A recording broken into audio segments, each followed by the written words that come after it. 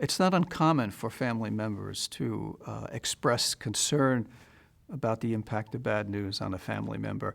And that may be even more common in cultures outside the Western culture where, I guess, hiding of bad news is practiced in order to protect the patient.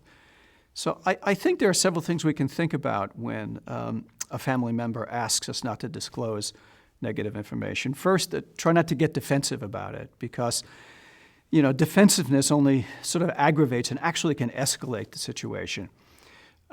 So appealing to ethical standards or similar sorts of principles may actually aggravate the situation and cause conflict with the family. One thing that's really helpful is to explore with the family what their concerns about, because usually the concerns may be somewhat exaggerated or maybe that the patient actually does not share those concerns. So allowing the family to express them gives you a better idea about what they're worried about.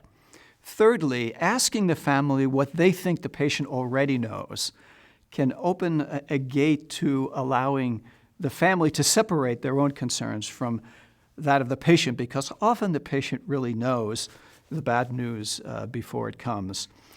And lastly, practicing some negotiation with the family so that you can get their permission to ask the patient if they would like to hear the bad news allows you to do it in a way that protects the family from, I guess, complicity in dumping bad news on the patient. So if the patient says, yes, I want to know, then the family is sort of off the hook with regard to allowing you to talk to the patient.